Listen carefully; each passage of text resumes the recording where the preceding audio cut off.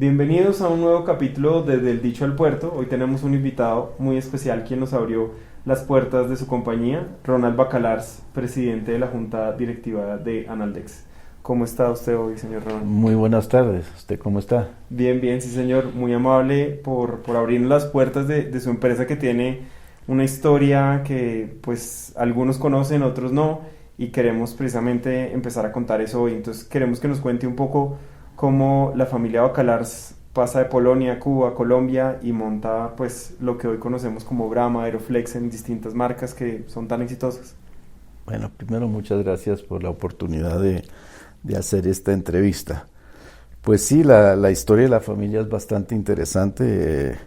Mi padre nació en Polonia, mi madre nació en Berlín, pero se educó en el sur de Francia.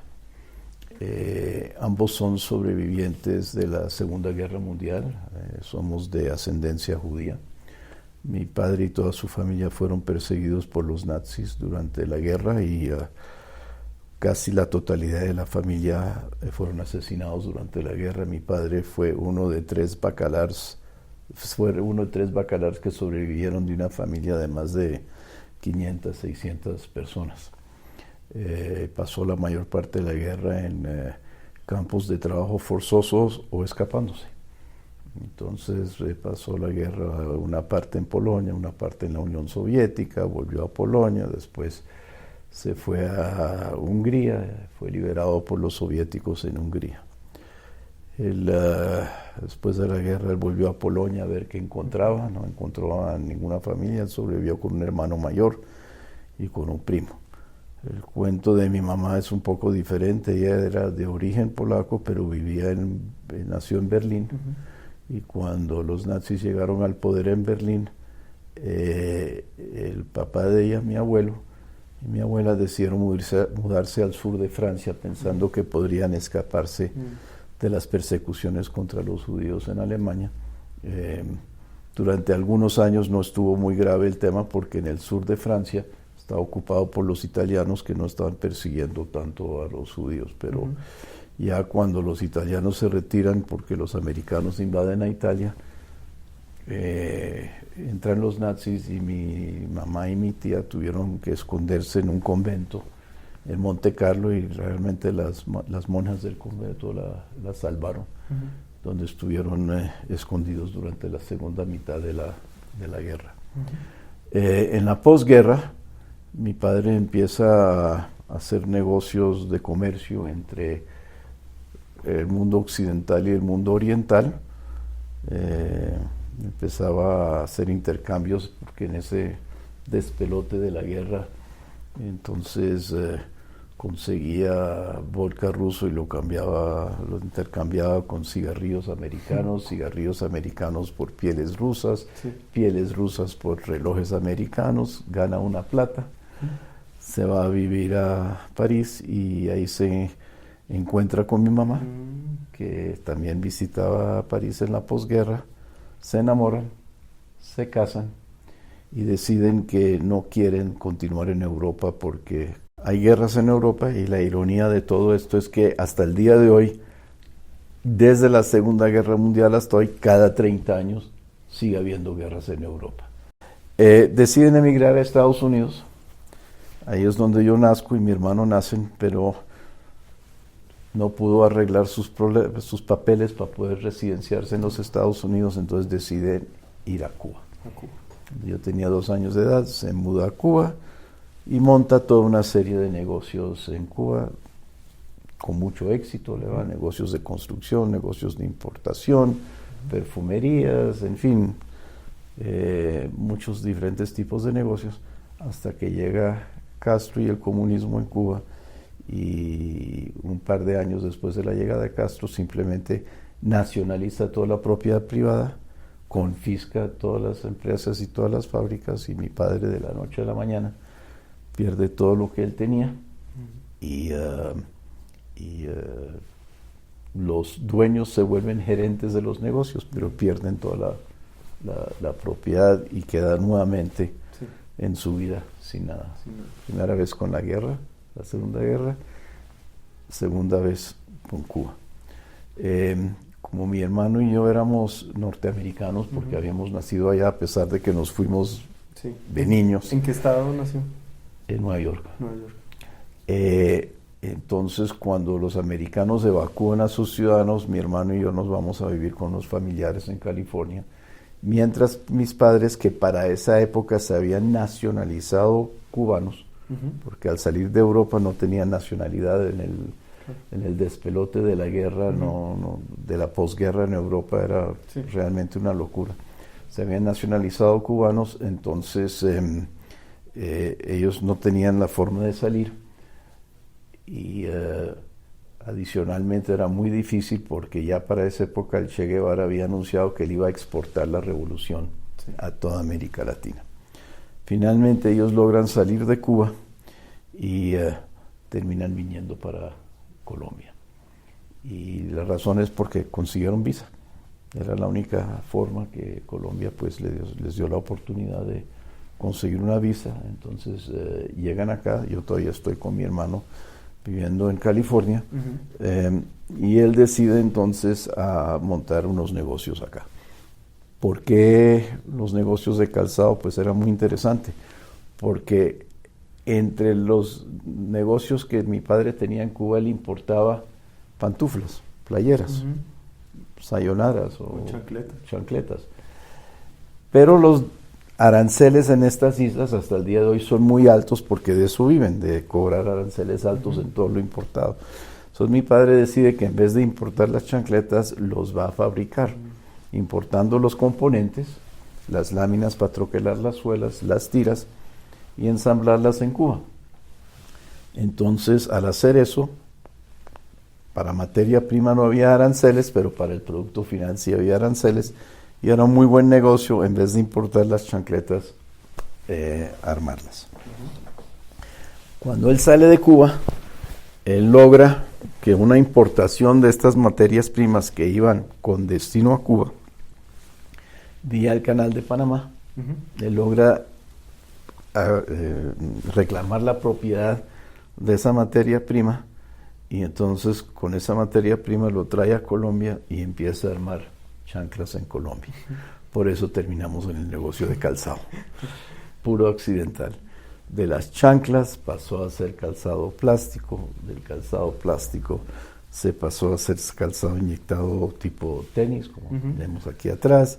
De ahí evolucionamos a zapatos de cuero, ahí nos inventamos el producto Brahma, evolucionamos hacia el cuero, hasta convertirnos hoy en la organización de calzado más grande que hay en el país hoy en día, porque somos fabricantes y somos distribuidores y tenemos almacenes al detal para vender nuestros productos, que se llaman Brahma Concept y ACA, además de venderle a muchas cadenas de almacenes de calzado y de grandes superficies.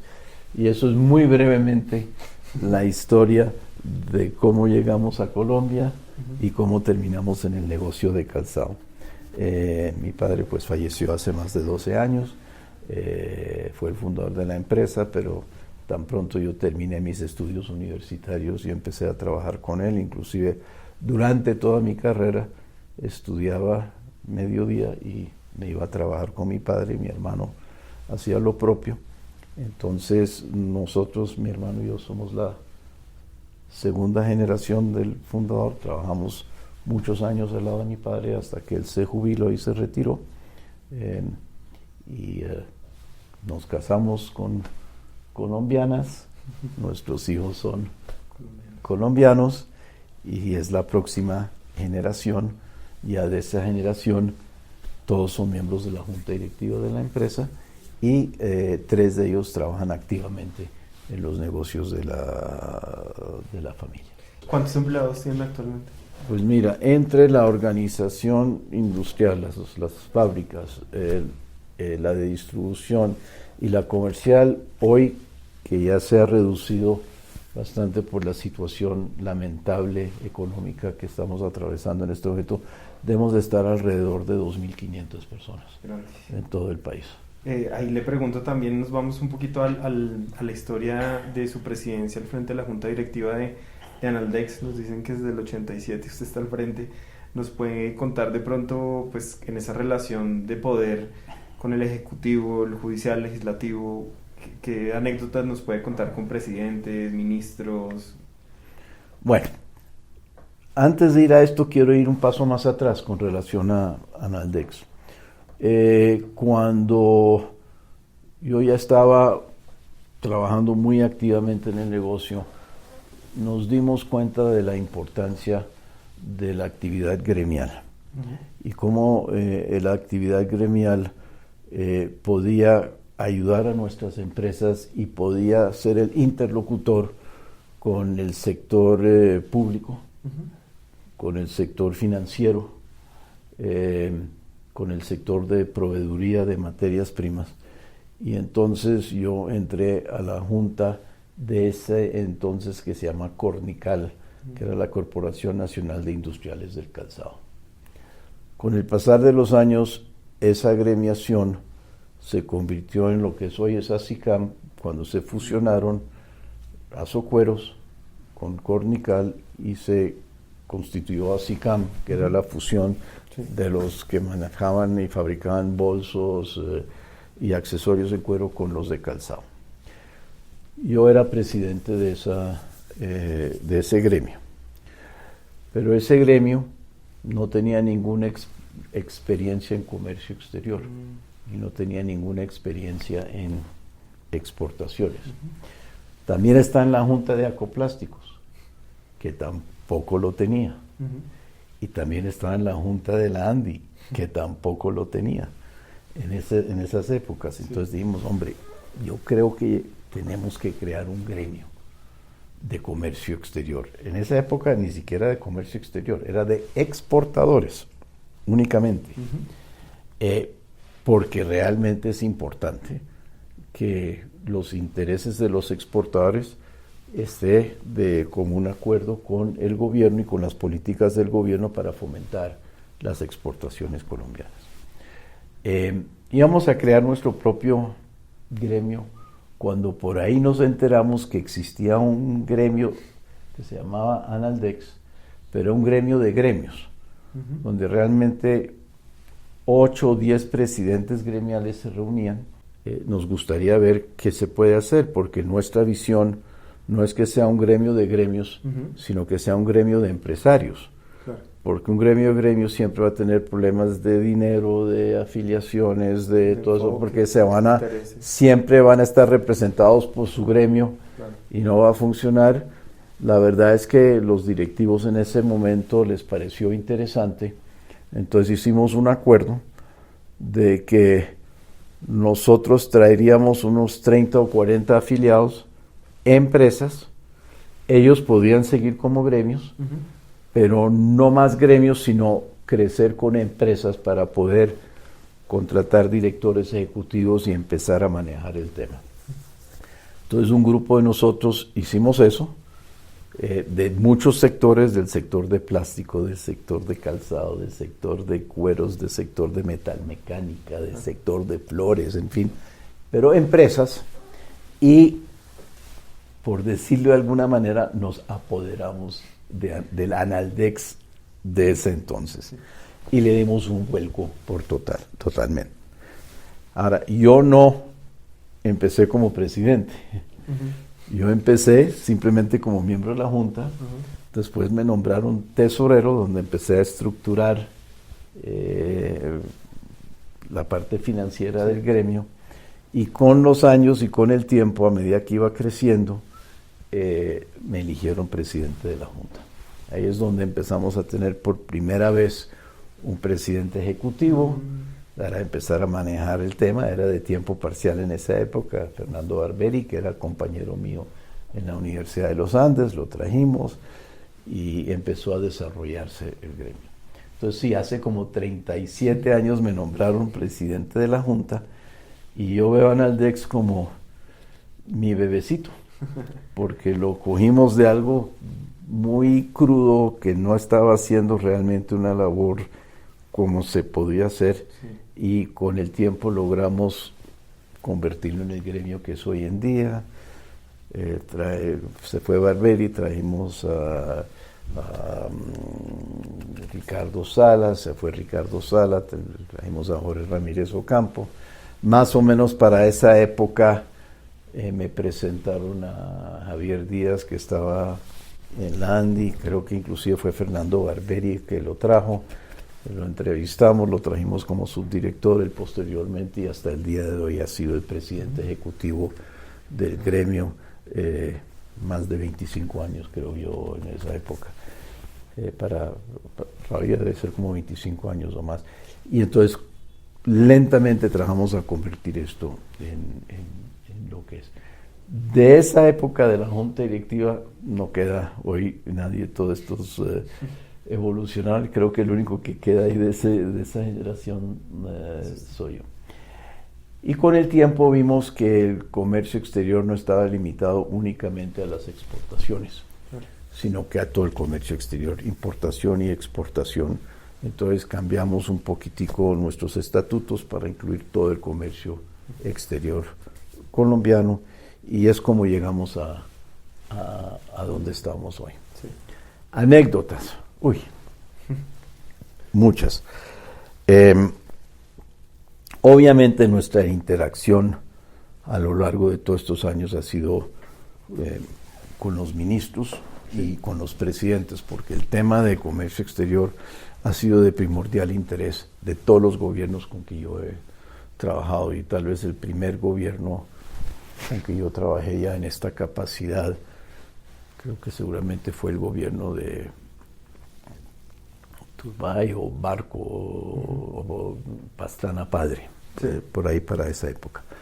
En las buenas, en las malas, en fin, hemos tenido todas las experiencias, pero siempre vimos un gobierno o los gobiernos muy interesado en fomentar el comercio exterior colombiano. Entonces realmente confrontaciones fuertes muy pocas. Como puede ver por las fotos ahí, hemos tenido unas magníficas relaciones con todos los presidentes del país, porque siempre teníamos una sinergia de la importancia del comercio exterior. Ahora, que hay diferencias, hay diferencias. El sector público tiene unos objetivos, el sector privado tiene otros objetivos. Ya pasando un poquito más a la parte personal de Ronald Bacalars, ¿qué hace un fin de semana Ronald Bacalars? Pues hasta hace muy poco yo jugaba mucho golf. ¿Ah, sí? Sí, el problema es que tengo unos problemas de espalda, sí, que me ha alejado, pero ya estoy casi superándolo y tengo toda la intención de volver a jugar golf. Pero fuera de eso yo soy un gran lector. ¿Sí? ¿Qué está leyendo ahorita? Yo leo mucho. Los temas que a mí me gustan leer más que cualquier otra cosa es historia. Historia más reciente, contemporáneo, Primera, Segunda Guerra Mundial para acá. Historia política. Muchísimas gracias a Ronald. Llegamos al final de esta edición del Dicho al Puerto, y un mensaje final para despedirse, Ronald. Que Colombia no tiene por qué perder las esperanzas, hay que seguir luchando, hay que seguir trabajando, hay que colocar ladrillo por ladrillo.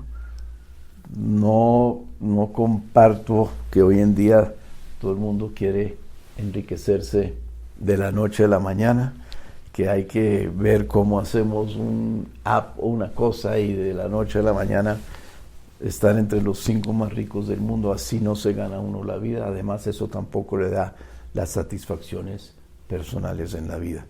El hecho que uno pueda crear cosas, crecer poco a poco, generar empleo, generar bienestar, hay que trabajar, hay que luchar por eso. No hay que desesperarse, sino mirar con optimismo el futuro y luchar por los principios en los cuales uno cree. Y yo creo que eso es el último mensaje que le pudiera dar a todo el mundo. Muchísimas gracias, Ronald. No se les olvide suscribirse al canal de YouTube de Analdex para tener más episodios de El Dicho al Puerto. Hasta luego. Bueno, muchas gracias.